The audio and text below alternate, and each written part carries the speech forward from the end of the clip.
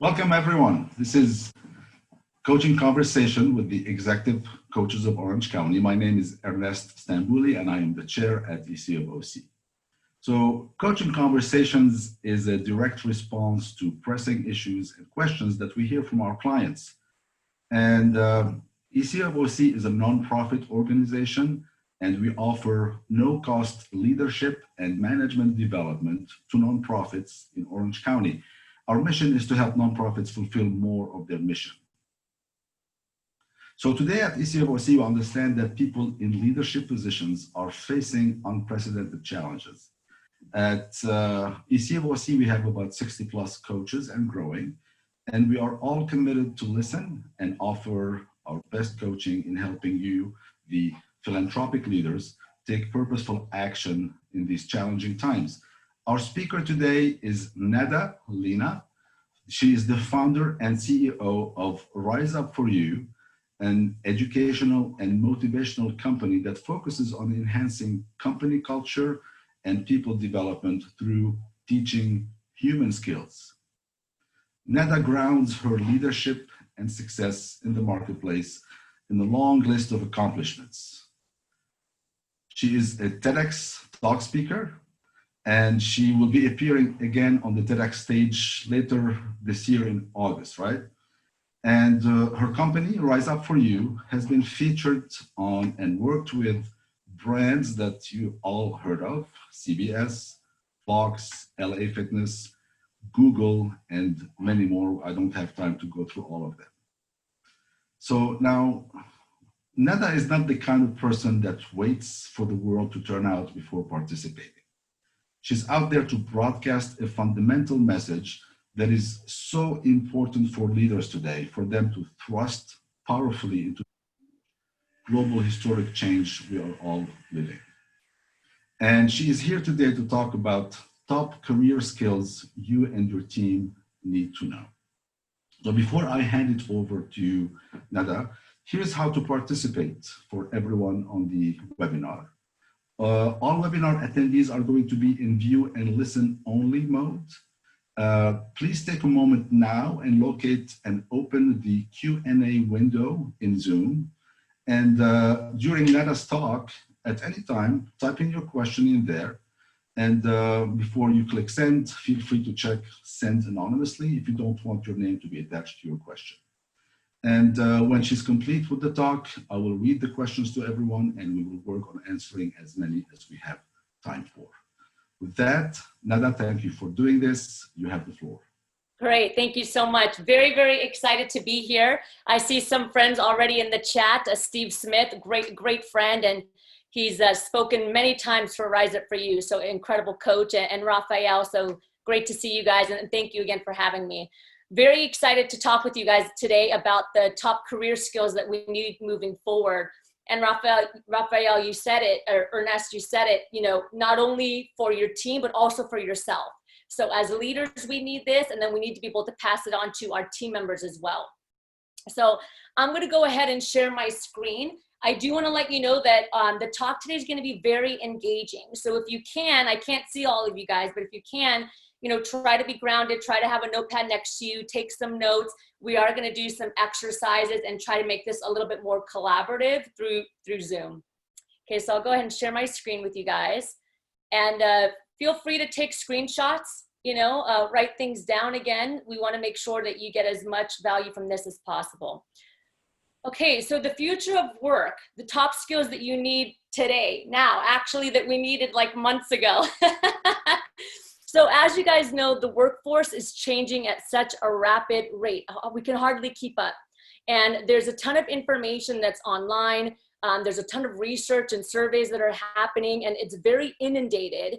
And there's a lot of consumption that's happening, and we're trying to juggle what do we need to know, what's the top priority, where should we be focusing our energy, where should we put our team's energy. And you know, three months ago, before COVID-19 hit, we were spending a lot of time talking about artificial intelligence, right? How do we prepare the workforce for AI and automation? And little did we know that a pandemic was going to come before that and really completely change the workspace, actually force the workspace to be changed overnight. So in some ways, you know, as much tragedy as there is, and unfortunately death, and obviously things that we are sad to deal with, in some ways, it's almost, there's some positives to it as well, because we are being forced to change and prepare even at a faster rate for artificial intelligence and technology that's going to be coming at a rapid rate. So what do we need to know? So here are some workplace predictions that we are seeing through research, and our company does a lot of research. We work with a lot of companies, as Ernest said, and so we're able to get on top of some of these trends, and we want to be able to pass them on to you. Some of them you would have already predicted, and I think most of us are, and some of them might be, oh wow, we didn't think about that. Okay, so the first thing is remote working, and this is something that we are all doing right now. Is remote working is going to change drastically, meaning that before COVID hit, companies weren't sure that this would be able to work, right? And I'm sure that you guys work for companies, or you own or run a company, or you're an executive of company, and remote working might have been scary before COVID. You know, how can I manage my team? How will they stay motivated? Is this really going to work? How do I know that they're producing results? And now a lot of the workspace is doing remote. Like we went overnight, we went from 85% boots on the ground to 100% working at home, right? Specifically for Rise Up For You and my team. So remote working is going to change drastically, because companies are recognizing that it can be done.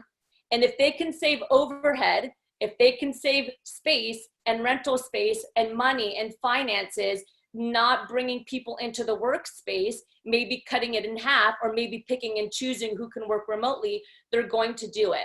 Not only is it going to be a huge moneymaker and a huge savings expenditure for companies, but it's going to allow a larger reach of clientele. So sometimes we think that working remotely could potentially be a con, but now you have a larger reach. So I can tell you alone with Rise Up For You working remotely and having to put things online, that we've already hit worldwide in the last 2 months, meaning that we've reached the Middle East, we've reached Germany, UK, Canada. And before we were working remotely, again, we were walking into companies, we were walking into corporations, and we had a smaller reach. The second workplace prediction is more use of management tracking systems. So those of you that are executives, that are CEOs, that are leading a team of people, this might be something that you need to look into. If you are going to be working remotely, how are we going to effectively manage them? Now, that doesn't mean micromanage, but how are we going to just ensure that our team is not on Facebook, not on Amazon buying, but that they're actually productive through the day, and that they are creating quality, and that they're still producing results for the company.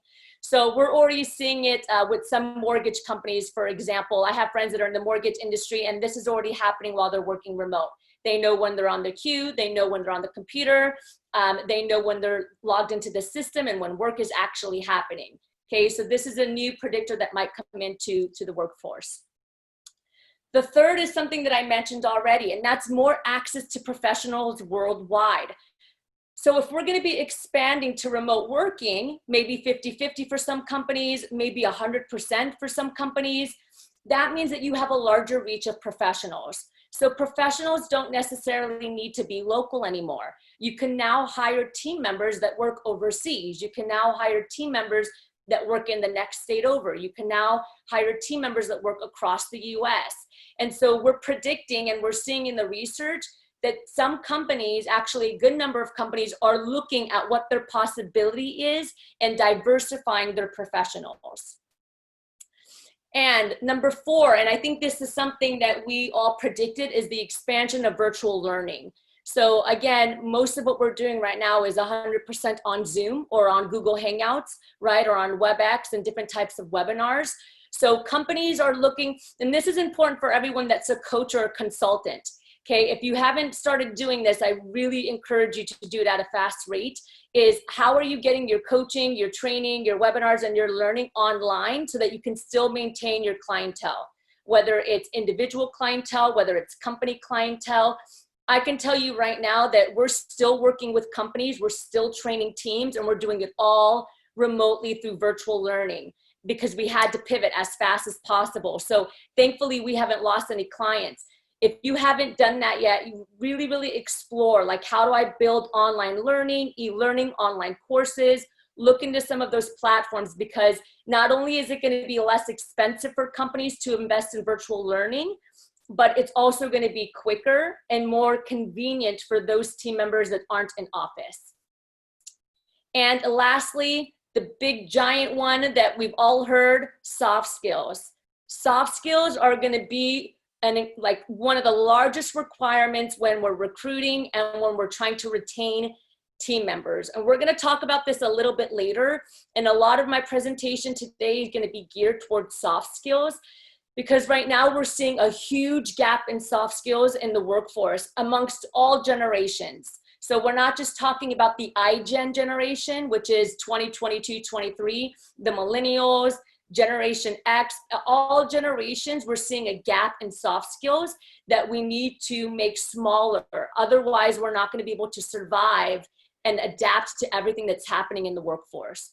And you won't be able to stay competitive as a professional. Whether you run your own business, whether you're self-employed, whether you're an executive, this is going to be one of the competitive career edge skills, is having these soft skills. Okay, so today I want to share with you the top 5, okay? I mean, there's a few more. There's about 7 or 8 that research keeps, and multiple research keeps saying these 7 or 8. I'm giving you the top 5 today. Definitely technology advancement, learning technology, cybersecurity, those are at the forefront. But I'm going to give you the top 5 skills that you can take action on today, that you don't necessarily need to go and get a certification on, but with a little bit of training, with some development, you can start honing in on and passing on to your team member as well. So the first one, my favorite, emotional intelligence in the workforce. So, you know, EQ, emotional quotient, or EI, emotional intelligence, however you decide that you want to call it and say it, it's very inundated right now in the on the online space, meaning that it's a big buzzword that we keep hearing. Oh, we need more EQ, we need more emotional intelligence. But very few people are actually breaking down what it means. And so there is a miscommunication in how important and how deep emotional intelligence actually is. I can tell you now, working with clients and working with companies, that emotional intelligence is the root of almost 90% of the HR problems, okay? Or the problems that are happening in the workforce have to do with emotional intelligence, effective leadership, communication, diversity and inclusion, problem solving, collaborative teamwork, conflict resolution, self-awareness. It all comes down to EQ. And we want to make sure that we're not just using it as a buzzword and saying, oh, we need emotional intelligence. It takes a lot of work. And there's actually 4 pillars that I'm going to break down for you that are in emotional intelligence. But there's another 18 competencies that fall under that most people aren't aware of. So I'm going to spend a little bit of time breaking that down today, because that's really important to get onto the other 4 top skills, okay? So just quickly, so that you guys can see this and you know this, emotional intelligence is a way of recognizing and understanding not only your thoughts, right, and how you manage them, but also the thoughts and being able to influence and lead others. Research shows that 80%, okay, as much as 80% of success is determined by emotional intelligence. And so they say that IQ might get you the job, or IQ might get you the job interview, right? But it's going to be your EQ that gets you to maintain the job, okay, to move up in the job, to have greater success, not only personally, but professionally.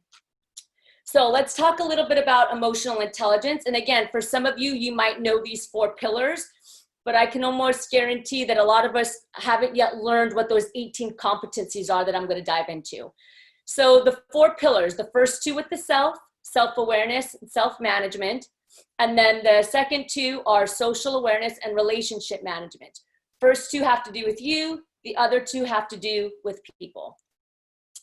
Now, and this is another statistic that recently came out, which is actually pretty scary, but 75% of careers are derailed because of emotional intelligence. So their inability to deal with people, constantly having challenges, not being able to adapt. And we're actually seeing that today too with COVID-19, because right now working remotely and with as much uncertainty that's happening, emotional intelligence and the ability to adapt has to be at the forefront, to be able to manage not only your anxiety and uncertainty about what's happening, but also to be able to lead a team with empathy and to lead a team with communication. So let's talk about the 18 competencies. And I want you to write these down because we're going to do a little assessment with this here in a second. So just under the first pillar alone, self-awareness, we have 3 competencies. Emotional awareness, that means your ability to identify your own emotions and be aware when you feel them, and not on a basic level. So not, oh, I feel happy, right? But I feel content, or I feel like I don't belong, or I feel embarrassed, okay? Accurate self-assessment, which is the hardest one and is really the key starting point for emotional intelligence, is understanding the way you see yourself and the way you think and perceive yourself. Is it similar to how other people think and feel and perceive you? And this is a big one. So I have to tell you, when I was an executive, at 27 years old, I had 200 staff members under me, okay? And I kept hearing staff members say, oh, you're a little bit intimidating. Even though I had an open door policy and I was always walking around and like trying to shake hands and meet people, I got this comment, you were intimidating. And I was like, no, I'm not intimidating. That's you, that's not me. I'm not intimidating. And then I did an anonymous executive survey. Okay, it was anonymous. I was the only executive that decided to do this. 75% of the 200 employees said that I was intimidating. What does that tell you? My perception of myself was not accurate. 75% of the employees are telling me I'm intimidating. That means that my emotional intelligence at that time, my self-awareness was not in alignment.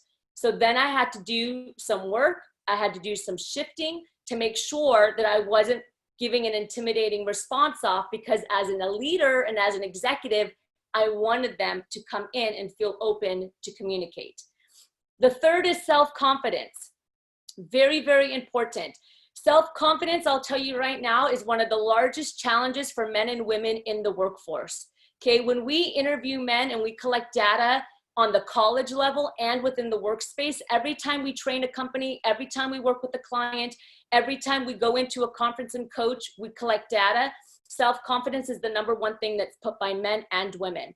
Self-doubt, the ability not to be able to promote themselves, constantly having monkey chatter and negative thoughts in their head about their success. So these 3 are really the starting point for EI. Then we go to the second pillar, which is self-management. So think about this today during COVID-19.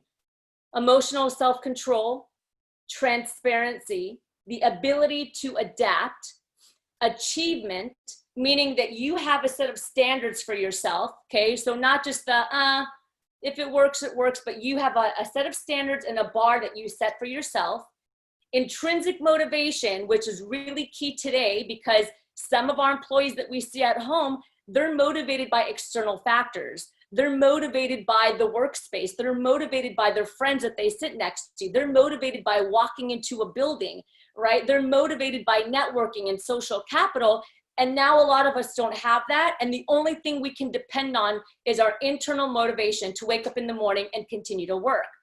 So intrinsic motivation is actually something that's a little bit tricky right now, because you're going to be able to tell which of your employees have it today and who doesn't. So, and this is really interesting, because we're seeing employees that work better remotely than they do in the workspace. And that's because they like being alone. They're called an intrapersonal learner, meaning that they work better in seclusion and their results have increased.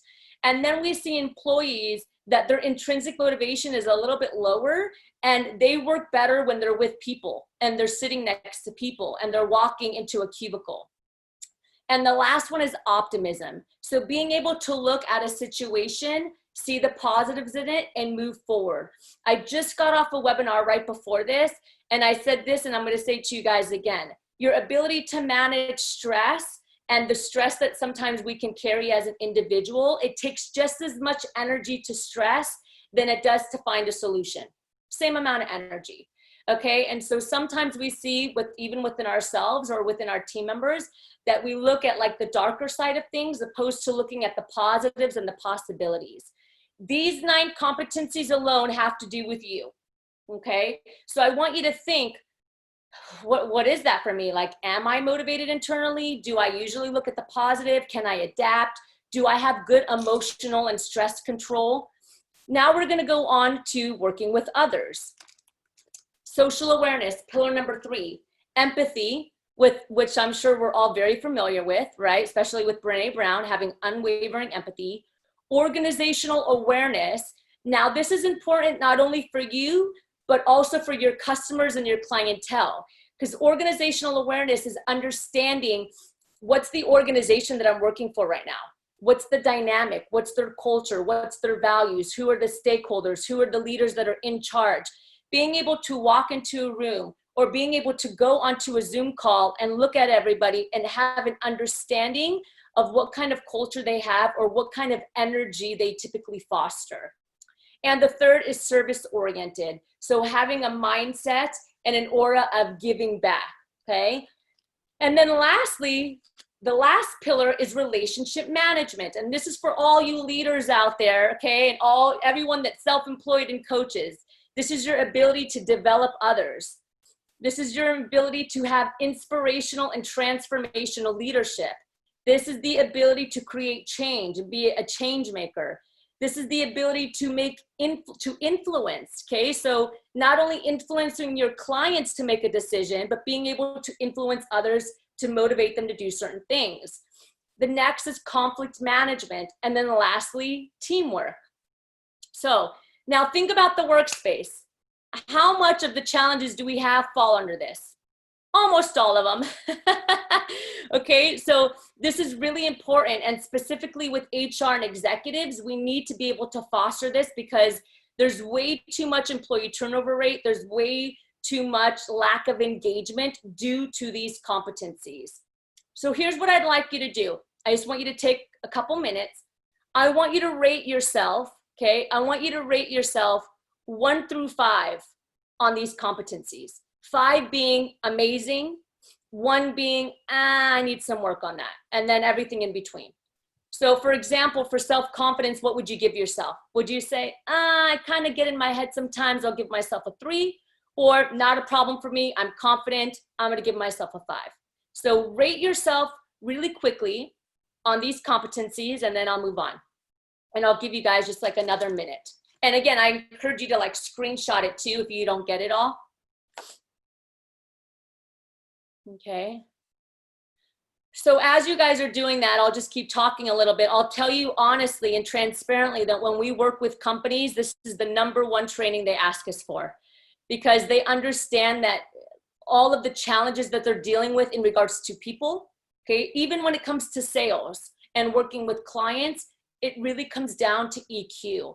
And a lot of times as leaders or as team members, we want to point the fingers, but we really have to start with building our own emotional and social intelligence so that we can better understand how to pivot and work with others, okay? So 1 through 5 on each of these competencies, 5 being you're amazing, 1 being I need a lot of work, 3 being halfway there.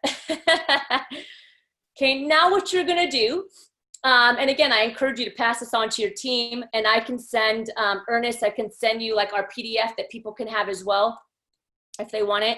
Now what I encourage you to do is to take this, the same assessment that you just took, and again, I'll send it to Ernest, and now I want you to pass it on to 3 to 5 people, okay? 3 to 5 people that you trust that are gonna give you honest feedback. And they're gonna take the assessment, not on themselves, but they're gonna take it on you.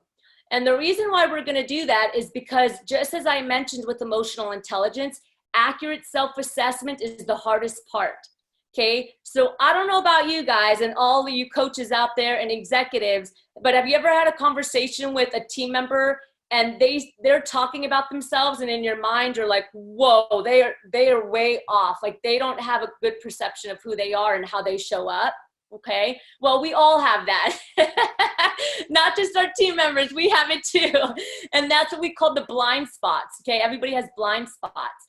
So when you give this assessment to 3 to 5 people that you trust that can give you feedback, then you can compare what they said about you to what you said about you, and then you can get a better gauge of how accurate you are.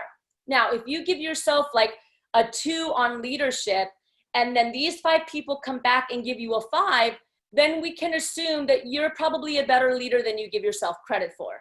Okay, and then we can see maybe you're really hard on yourself, so then maybe confidence is where we need a little bit of work. Okay, so that's why it's really important to be constantly doing these assessments with other people. A lot of times we go online and we do our own self-assessments, and then we get a score and we're like, yay, I got 100% on confidence. It's like, but that was your opinion of yourself. We want to make sure that other people also see that as well. Okay, so that was number 1. That was a lot, wasn't it? Emotional intelligence. And I could probably go on for about 16 more hours. In fact, we have a 16-hour training on it. That's how in-depth we can get. So now, number 2, this is the second thing that we need in the workforce today. And I mean, it's been something that we've been talking about for the last few years, with everything in regards to generations and gender dynamics and veterans and persons with disabilities, but it's diversity and cultural intelligence. So this is the ability to display sensitivity, awareness, and effectively work and prosper and innovate with all people. Okay, all people meaning all stakeholders, your team members, your clients, and also your consumers that can potentially be overseas. So how are we innovating to represent overseas, right? How are we working with our clients? I just did a training yesterday. With a technology company, and they asked this question, like, we work with a lot of companies that are overseas in Japan and overseas in China, and how do we show up, or how do we make sure that we're not disrespectful? Because sometimes I can tell that they look at us as if, we're disrespectful and they're our client. So these are things that we really, really need to think about. I work with companies in the Middle East all the time. There's a different energy that I have to put on there. And that doesn't mean that I'm changing my personality and who I am. That means that I'm using my cultural intelligence and my emotional intelligence to understand what's going to resonate with them as the client the best. Okay, so what are a few things that we can do? I'm all about providing strategies and education. So I'm going to tell you what it is, and then I'm going to give you like 4 tips that you can use for each of the 5. Okay, and again, you can screenshot them or write them down. So the first is simple, I think. Just explore new cultures, new events, festivals, foods. Even right now, they have online field trips that you can do that are really cool, where you can take a field trip online and go to different countries. That's the first thing that I would do, just to get more understanding and more exposure for different cultures. I'm very lucky because when I was 20, I had already hit 25 different countries, because my first career was as a performer, like with Broadway. So I was in Russia, I was in Japan, and I learned really fast. really, really fast, I learned how to adjust. Okay. Number 2 is take part in conscious conversations that are led with empathy. Okay, not that are debate-like. And these are conversations like maybe men and women, conversations that have to do with different types of genders, sexual orientation. This is all a part of diversity. Conversations that have to do with different views, and just hearing them and listening and understanding and learning. Not necessarily having a conscious conversation because you need to debate back, okay? Just being an open book to receive doesn't mean you have to agree, just being an open book to understand and receive, okay? The third tip is surround yourself with diverse individuals for deeper conversation and understanding.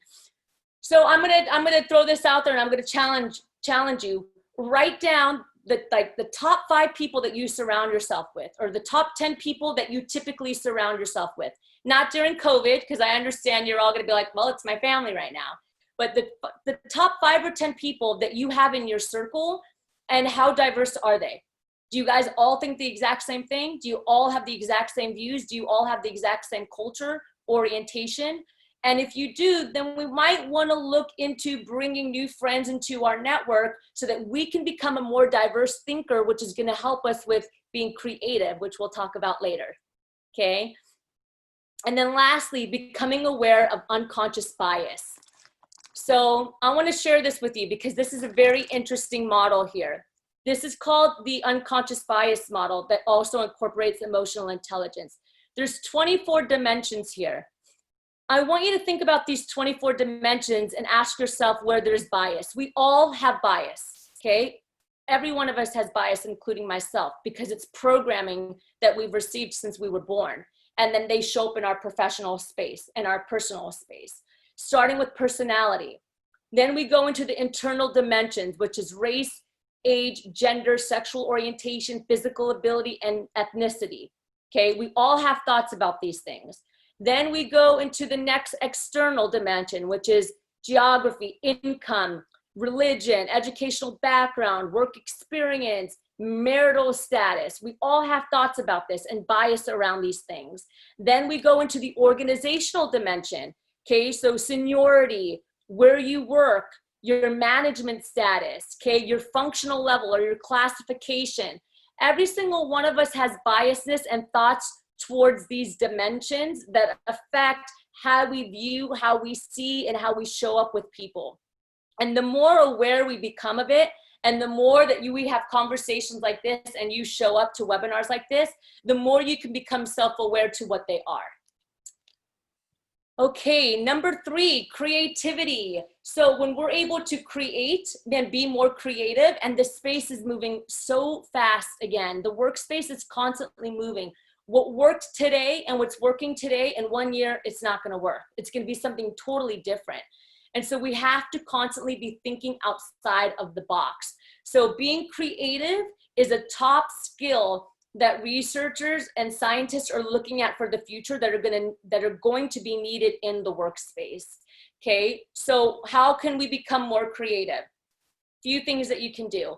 1, random free writes. Now I know this sounds really interesting, but literally just grabbing a journal and just start writing and not stopping your writing. So not putting limitations on it or not putting grammar on it and all the things that your mind will do. Just start writing down thoughts, writing down ideas, even if they don't make sense. This helps you break the box and just become more creative in general with your thought process. Number 2, push past your first idea. So a lot of times we have a first idea and we run with it. Take that idea, jot it down, and now let's see if you can have different frames of that idea. I challenge you to take your first idea and see if you can have 5 to 10 revisions on that one idea and see how it has evolved. So really take the time, write that idea down, and then spend time with it, change it, adapt it, play with it, and see what that 10th model looks like. And usually it's not the first one, but maybe the 3rd or the 4th where you're like, wow, that's a brilliant idea. Okay. Number 3, make time for strategic play. And you see this a lot, like make time to play as an adult. But the reason why I say strategic play is because you want to make time for play that's impromptu, meaning that you have to think on the top of your feet. Okay. And this is what we call improv. So if I were to say, everyone pick an animal right now and start mimicking it. Okay. You have to do that off the top of your head. You don't have time to think. Maybe going into an improv group, maybe going into some acting where it's going to have to push you outside of your comfort zone. Songwriting, where you have to use that creative muscle to come up with a melody or words, or impromptu movement where you play the radio or you play a song and then you just create movement off the top of your head. These things break your comfort level so that you can be more creative, and it's done what we call kinesthetically. Kinesthetically means like through the body. Which leads me to number 4, kinesthetic learning. So if you are in a space where you want to brainstorm and create, going for a walk and doing it, okay? Throwing a ball up and down. I encourage teams all the time when they're brainstorming and they want to have a creative flow. I encourage them to get into a circle and grab a hacky sack and just throw the hacky sack around and come up with ideas as they're moving their body. And this is what we call kinesthetic learning and kinesthetic creativity. Okay, number 4, critical thinking. That's a big one. So how do we find the solutions using our logic and connecting them with our ideas, right?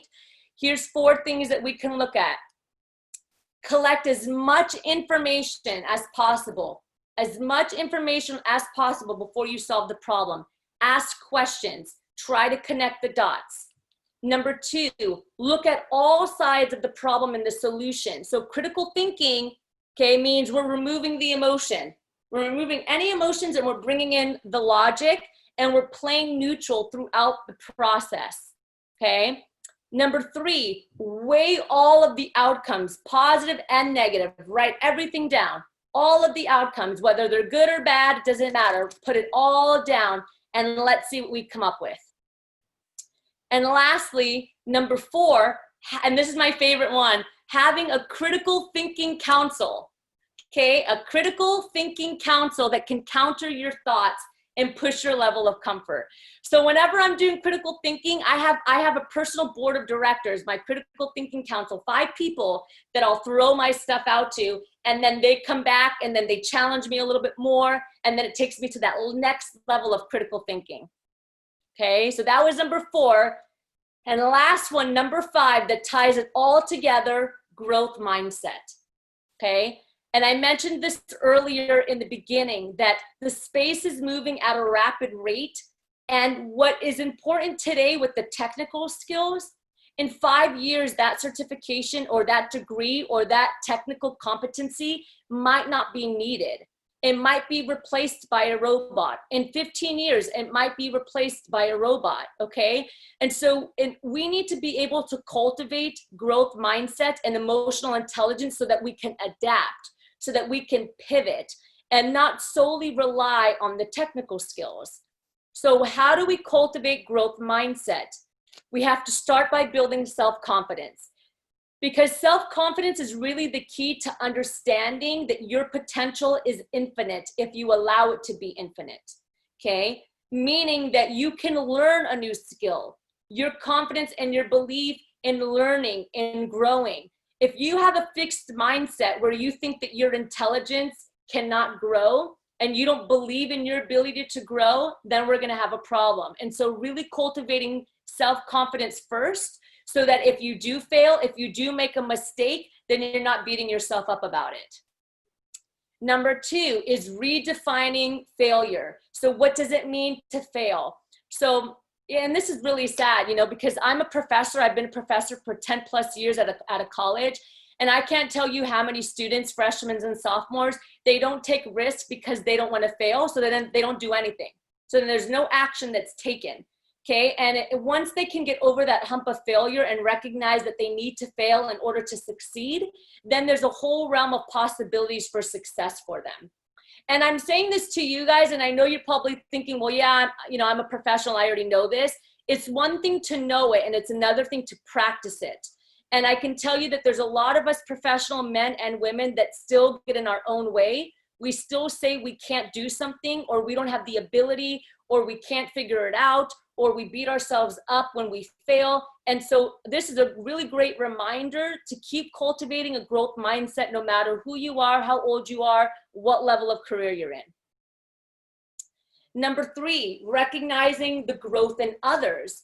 Because sometimes when we see an individual that maybe they were here and all of a sudden they went up, then it puts it validates growth mindset of, wow, intelligence is not fixed. If you work at it and you're hungry for growth and you want to grow, then you can grow your intelligence. You can grow your IQ. You can grow your EQ. And then lastly is turn criticism into challenge. Turn criticism into challenge. I mean, I got to tell you, like, I'm going way back when I was a teenager. Whenever I got criticized by a teacher or by a performing director when I was a performer, I got to tell you, I was one of the few kids that was like, I'm going to take that criticism and I'm going to come back tomorrow and be better.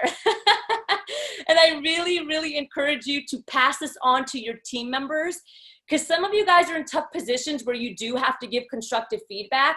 And sometimes you see your team member or your employee like shrink up. Empower them to take I tell this to my students and to my clients all the time. Take the constructiveness that I gave you and now come back tomorrow and throw it in my face. Like, empower them to like take it and grow from it. So just as a quick recap so that we can, ask some questions and hopefully go back and forth.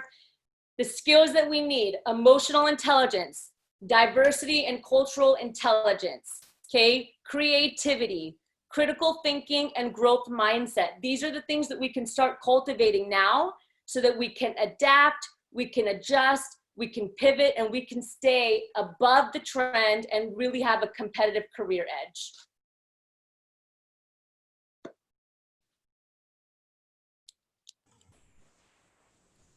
Nana, are you complete? I am complete. Well, this was fantastic. I want to acknowledge your energy and your enthusiasm. Listening to you is inspiring, and I really hope that everybody on the call feels the same way, and I'll bet. Thank you. So how can we learn more about you, what you do, and how can people reach you? Thank you. Thank you for asking that. So yeah, if you're interested in just learning more, or if you want the PowerPoint or anything, then you can go to riseupforyou.com. That's our website. But you can also find me on LinkedIn at Netta Nasserdeen, and I'll type it in the chat for you guys, and you can learn more about us and what we do. But I also wanted to say, Ernest, if you don't mind, we're running a free summer club that teaches all of these skills. So there's 3 things that we're focused on. It's career strategy, confidence, and the soft skills. And we do it in a community. It's a 5-week program. It's completely free. We just finished the club. We had 125 professionals from California, and we had another like 10 to 15% from overseas in the UK and Canada. And it's a live course, like how we're talking right now, and we see each other, and it's a community, and it's completely free. And every week we come in, we talk about confidence, we talk about presentation, we talk about how to show up with our team, we talk about generating clients. So it's a really great program that I'd love for you to get into. Again, it's totally free, and I could put that in the chat if you guys are interested. Well, free is part of our constitution at ECofOC, so please, by all means, could you share that with everyone? Absolutely. Thank you. Thank you. All right. So and I just popped it in there if anybody wanted it, along with my name, if you want to connect with me on LinkedIn. Okay, thank you. So the floor is open for questions. Please locate the Q&A panel, and then you can type in your questions there, and I'll read them. Great. We'll have a conversation. So here's the first question from Raphael. In your experience, what does it take for someone to strengthen emotional intelligence competencies? Great question. Thank you. The reason why I love this question is because soft skills a lot of times are seen like a hard skill, where that 2 + 2 = 4. And once we learn that, then we remember it, right? And we have it, and we have that in our toolbox. But emotional intelligence and soft skills are not that easy.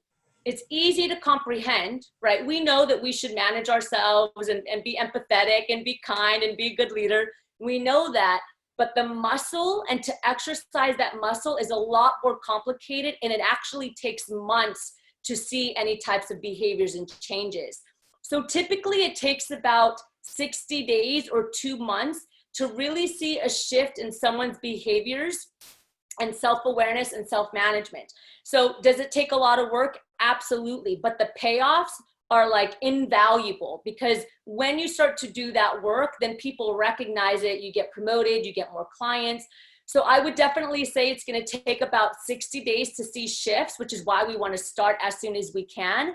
But the first thing that I would do is start with that self-assessment, because when you take that self-assessment and you pass it on, then you have a little bit better of an idea of how accurate you are and how you view yourselves. Thank you, Raphael. All right. Well, I have a question for you. So towards the beginning of your talk, you were talking about how important soft skills and emotional intelligence are. My question is, are soft skills and emotional intelligence as important or more important or less important to enhance now compared to the pre-COVID in-person workforce? It's a really good question. So some would say yes, some would say no. My response to this is it's always been important. I mean, that's the company that I created, right? So the company that I created, Rise Up For You, is all about these skills. But here's what I think it's doing. It's forcing companies and people to start looking at it as a priority, okay? And so what I mean is that before COVID, And here's the reality. A lot of times people don't change or companies don't make shifts until they're forced to. And that's human nature. Unfortunately, is that we're not always in the preventative space, right? We're not always in this space of like prepping, that we usually just react, okay? And so, you know, 3-5 months ago, there was a good number of companies that are like, oh, we don't really need this, or I don't need this right now. I need to focus on my technical skill. I need to focus on making more sales. I need to focus on more marketing. But then now we're in this pandemic, in this crisis, where the things that are really important to make all that continue to move forward are the people. And that's the soft skills, right? And so again, I think that it's more of a reframe in priority, where I would say, I'll tell you the truth, we are the busiest we have ever been, thankfully. You know, the last 2 months, the company has skyrocketed because it's all the prospects that we had. They're like, we need emotional intelligence now. We need motivation. We need this. And so I think that it's always been important, but I think that companies and individuals are starting to understand that it needs to be a priority. It can't just be a second thought anymore or in the back of our mind. Thank you. We have another question on the board. Brenda, do you have a mentorship program, and how often do you take on new mentees? Really great question. So what I would recommend for that is the Rise Up For You club that I put in there. And the reason why, again, is because it is live and interactive, and I'm the one that's teaching it. So it's not a coach. We have a good 10 to 12 different coaches and team members. They're not doing it, it's me. And we do have an opportunity to connect, and I call you on the phone. And so I would say that that's a really great start. And a tag-on question again from Brenda, what is the length of time you mentor? Yeah, so me personally, I don't have any specific people that I mentor. I do it more on a larger scale with the Rise It For You club. It is, again, very interactive, and that's what I would recommend, and that's 5 weeks. But send me a message, who knows? Okay, we have a question from Christine. This was amazing. I am energized, so am I. Thank you. And your presentation. Question, what are your ideas on creating a good work culture and connected while many are remote? And who are some other emotional intelligence leaders you follow on social media? Okay, really great question. I'm going to put it up here in the corner just so I don't miss anything. So first thing in regards to EI leaders, I'm a really huge fan of Gary Vaynerchuk, and I know he's a little bit harsh sometimes, if anyone's familiar with who he is, but he really does talk a lot about like the human capacity and the human skill. So I would recommend Gary Vaynerchuk. I'm sure you guys are familiar with Carol Dweck, Simon Sinek. So those are some influencers or some individuals that you can follow that are definitely cultivating similar stuff. So again, Gary Vaynerchuk, Simon Sinek, Carol Dweck, great. And then you have the pioneer, Daniel Goleman. If you want more EI, he's the one that really brought it to the forefront.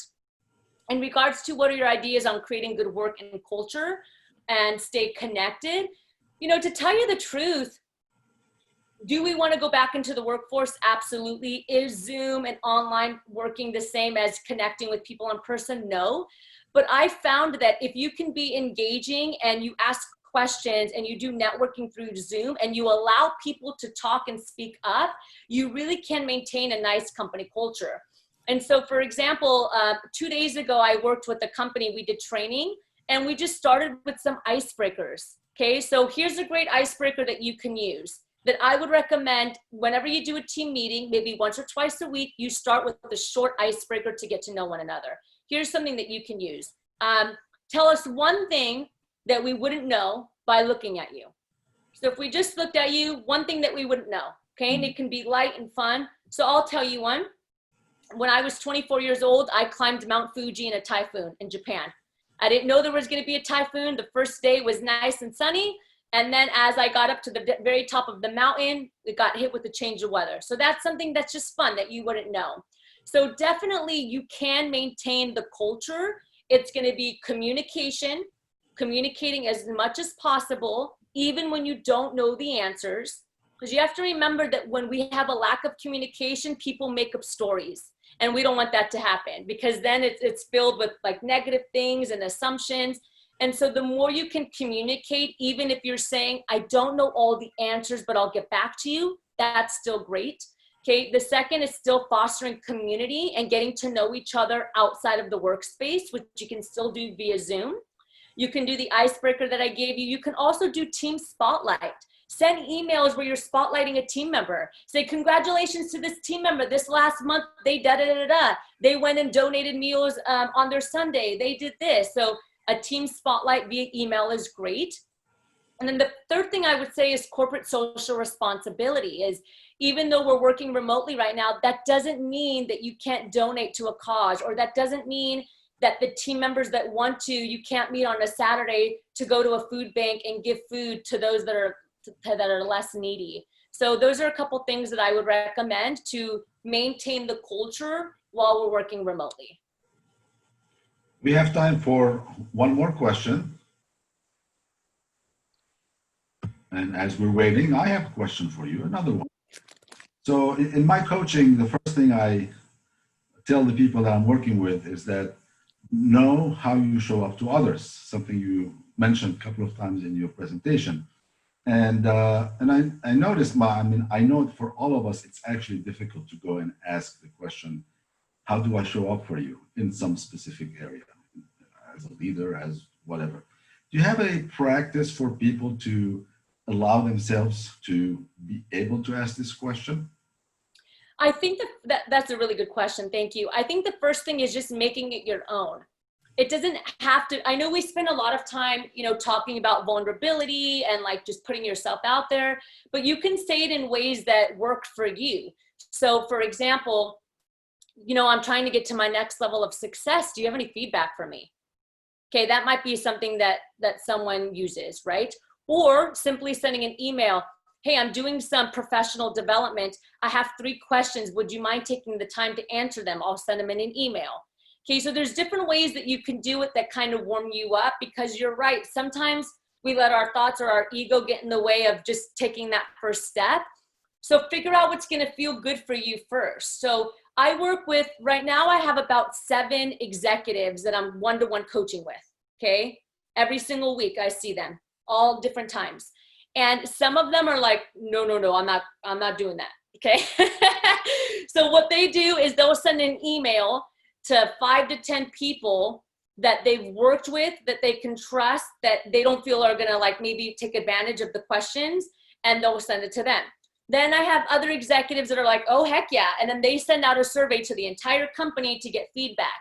So it really just like take your best step, take a step, but decide like how big you want it to be and with who you want it to be with. Thank you. You're welcome.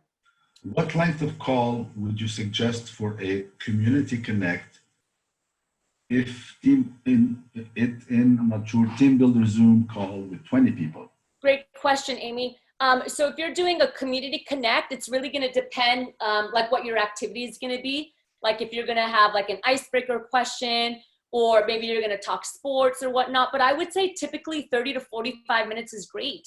And you can do it in the morning. They can bring their coffee, or you can do it in the evening and they can bring their favorite drink.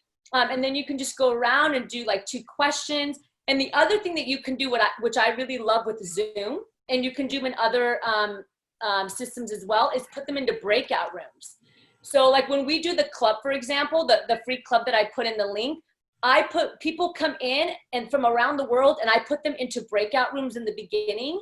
So people from Irvine are connecting with people from Ireland, right? And they're all professionals. And so you can do that with your team as well. Put them in breakout rooms that maybe when you're working on site, they wouldn't have crossed paths because maybe they work in a different division.